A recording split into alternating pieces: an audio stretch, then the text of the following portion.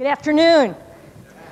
I get you after lunch, so please keep your eyes open. And if you can sleep that way, it's okay, I understand.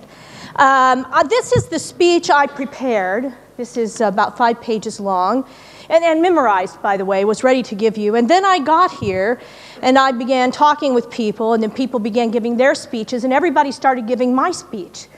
And so I had to reassign my speech while I'm back there, while everybody else is talking, so I'm going to use some notes. I seldom am intimidated or impressed. Usually I'm just so busy being me that I have no time to be intimidated or impressed. But today, I have to admit that I feel a little bit intimidated and highly impressed as I watch people parade across this very platform to speak to you, people who have, are journalists with major platforms to speak from, and people who are scientists in fields I don't even understand what they're talking about, and with like even Barry Dish is here today from BJU. I'm very intimidated. This man, while he may not remember it, has seen me in a hospital gown on my worst day. And so I am a little, trying to get over my fear as I go here.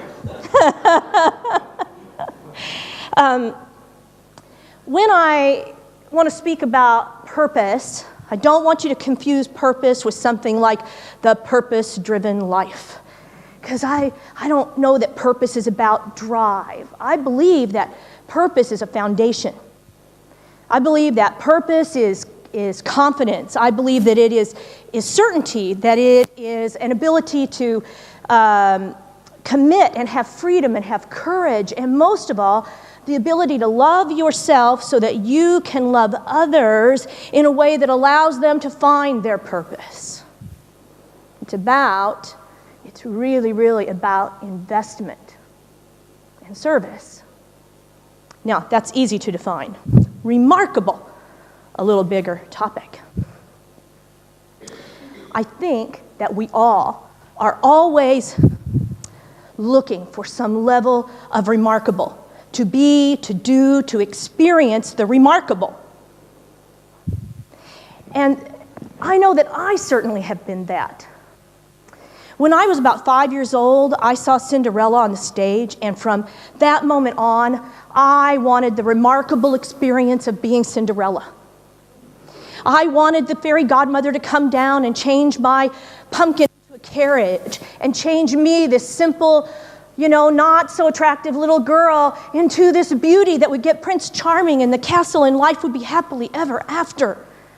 And then a few years later, I realized there was no Santa Claus, therefore there was probably no Cinderella, so now what was I going to do? I had to find a new way to be remarkable.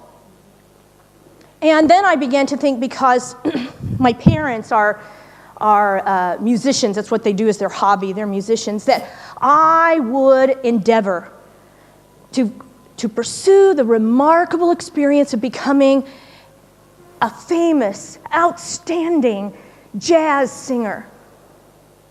And I studied, and I trained, and I practiced, and I was known to spontaneously burst into song like, "Summertime and the living is easy." Just burst into it without a moment's notice. So what happened was that in the long run, I became the Star-Spangled Banner girl. I ended up singing the Star-Spangled Banner at every ball game, at every political event, and my whole extraordinary, remarkable moment became the national anthem. Not quite the jazz moment I'd hoped for. Still pretty cool, mind you, pretty cool. And it certainly, got me through the dark days of high school. And then I thought, what am I going to do to be remarkable? Well, let me say that I was relatively unremarkable student in high school. Probably like most of the students that are seen right here at ISB. I came to school only because it was a necessary platform to socialize. It was a place to make friends, it was a place to sing songs, it was a place to be in theater, it was a place to meet boys. But you had to do this thing called study. So I did as little of it as absolutely necessary. And somehow I graduated from school despite that at the bottom of the second third of my class. Pretty unremarkable. Now I was lucky because I had these parents who, unlike many parents I see today, really had like no expectation. I was like their kid and they loved me no matter what. And everything I did do was just amazing to them. I learned to tie my shoes. I was amazing. I could say my ABCs forwards and backwards. What a great kid. Put her on stage. Sing that for us, won't you? And even more than that, every time I moved from one grade level to the next grade level, they celebrated like it was, the 4th of July. Every time. We never expected you to get this far. It's so amazing. It's so wonderful. You've out-achieved our greatest expectations. You are in the first grade. He gave me a certain freedom. Now, as I graduated from high school, my father came and said, "You, my dear, are going to college. We don't know what you want to do in college. We don't know what you want to become, but you are going to college." And your mother and I, being relatively regular folks from a regular place and unremarkable ourselves, a bit eccentric, but unremarkable, we can't afford to pay for it, so you need a trade so you can pay your way through school. So first, I went to beauty school, learned how to do hair, because that was better than flipping burgers at McDonald's. And the truth is, I made really good money while I went to university and could pay my tuition, buy new clothes, and eat Chinese takeout. Now, at the end of that, it was time for me to go to college, and of course I had to take some tests. And so I never studied for the test, of course, because that would be totally against my personal convictions at the time. And so I didn't study, and my cousin, Jerry, who's the same age as I am, is taking his exams, and he scores a perfect SAT score, 700 at the time, perfect. I take the ACT because it's simpler, and furthermore, I didn't study, and I just made the cutoff line to get into college. And some university said, "Okay, well, poor thing, we'll take you. Maybe you can, become a home economics teacher. You should be able to bake cookies or something," right? But then I got into college and something changed. My cousin, who had the 700 score, was, this family intellect, flunked out in his first semester. My parents were getting letters from the president of the university. "Mr. and Mrs. Tebow, your daughter is on the president's list because of her academic performance." My parents called. "Are you sure you have the right kid? We think we got this letter by mistake." What happened? Why did the kid with this great soaring score flunk out of school? And how come this one, the one who thought going to school was a necessary evil, suddenly make A's? Because I met this teacher. And this teacher explained to me that university is not about the search for knowledge. It is about the search for wisdom. And I wasn't sure I knew the difference, and I'm sure she could see that on my face as she's talking to me, and she said, "Let me explain. Knowledge is the acquisition of information, storing it, retrieving it, recalling it, spitting it out. Wisdom is knowing what you're going to do with it." Well, it didn't take me long to figure out what I was going to do. I was going to teach. And that designed this incredible sense of purpose in me. And I was no longer going to class to earn a grade, to make a teacher happy, to get the report done. I was going to class to prepare myself for this purpose. And this purpose was so deep and so strong that what I knew was that it would be remarkable. That maybe it already was remarkable because I could see it in remarkable people who were teaching me. Now, there's been a lot of people who have strived for the remarkable and not really ever gotten what they're looking for. That's the problem with the remarkable. It often comes in fits and spurts. It's just an event. It comes and it goes, and you think to yourself, is that it? Is that all there is? You're like Mick Jagger on stage singing, "I can't get no satisfaction." That's true, but that's remarkable without purpose. Purpose is and brings a remarkable that's lasting if it serves, if it contributes. Now, I left college and I went into teaching, and I was the luckiest teacher in the entire school. I taught vocational education. I got all the kids with all the issues. All the kids nobody else wanted to teach all came to my class. I got the ones that had behavior problems. I got the ones that had emotional problems. I got the ones that had learning disabilities. I got the ones who they didn't know what to do with. And I was the luckiest teacher. Because as I taught them, I learned things that were irreplaceable. One, I learned that every single student, no matter who they are, no matter what challenge they come with, no matter what problems they present, every one of them is potential and promise and hope for the future.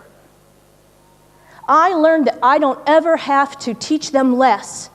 That if I teach them well, I can teach them to reach exactly the same standard that everybody else said they can't reach, and I can help them surpass that.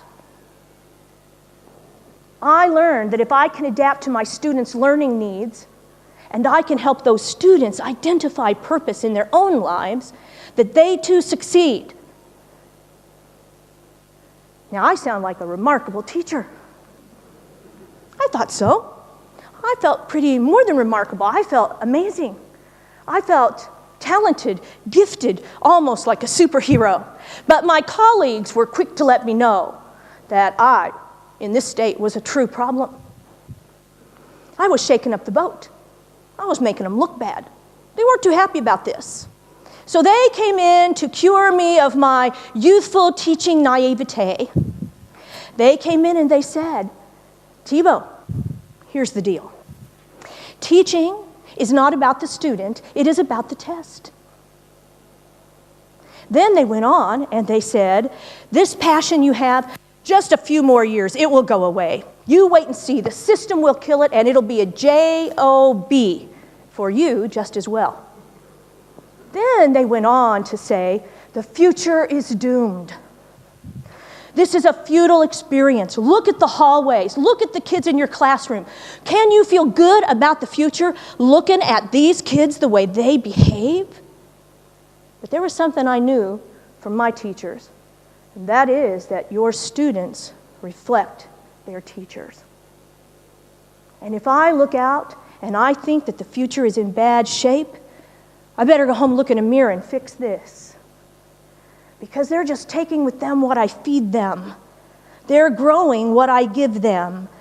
They're like potatoes. You plant potatoes and you leave them under the ground and you water them and you weed at the top, but you don't see anything. You can't tell they're growing. So you have to know and believe they are. And you keep taking care of them as you should. And then one day, they pop out of the ground, and they're not just potatoes. They're huge, giant, big spuds. The kind people go, "Wow, I have never seen anything like that. That's amazing." I knew that. So despite the teachings of my elders, I determined that I would ignore them, and I continued, and I made a lot of people unhappy and upset. Except my students were growing and thriving. That was what mattered. Now, in my search for the remarkable, because that would, never end, and because I love teaching, and it's something I would do for free. Actually, I do it for free often. And not only would I do it for free, I do it for recreation. I'm a recreational teacher. In other words, I never go on vacation for vacation. Somebody says, "Let's go to Brazil." I go, "Where do I get to teach?" Let's go to wherever. Who can I teach? So, where did I end up coming for recreation but China? And here I learned some of the most important gifts I've ever learned about teaching. One is this: the extraordinary experienced long enough becomes ordinary. When I first came to China, everything they fed me made me kind of back up and be shocked, and I'd have quite an adventure and an experience over it. But today, I don't even flinch at things like rat casserole, scorpion chips, or some kind of shark lip tartare. I had that once somewhere. I don't flinch at that stuff anymore. People call me, "How's China?" "Oh, same old, same old." I live in Beijing. There's no such thing. Same old, same old. Changes every day.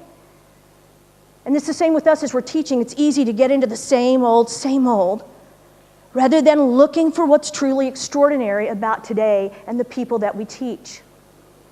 Further, I learned this. As a department head, I saw how the test removed everybody's energy, their sense of self as teachers, and how much we need each other as teachers to step up and say, what you do has purpose, what you do has value. This makes you remarkable. And every student that leaves your classroom stronger in their own purpose, knowing that what you're sharing with them builds and promotes their purpose. You have done good, you are remarkable. I once told a whole group of people this, and the director of an educational district who had been a director for 23 years, when I was done, he walked up to me, and when he lifted his head, there were tears streaming down his face. And he said, "Tebow, until you came here today, I thought my life, I had been relegated to teaching. I really thought my life had no meaning. Until today, I didn't know how important I was, what I had contributed, and now my whole life makes sense, is no longer senseless." We need each other. And last is that I see students hungry in my university classrooms here, hungry for teachers to look them in the eye and invest in them, challenge them to be something more than they ever thought they could be, never lowering the limit, expecting more, and knowing they're going to get it. Because that's when we help our students find their purpose and live into being remarkable. And when we do that, then we ourselves have become remarkable. Thank you.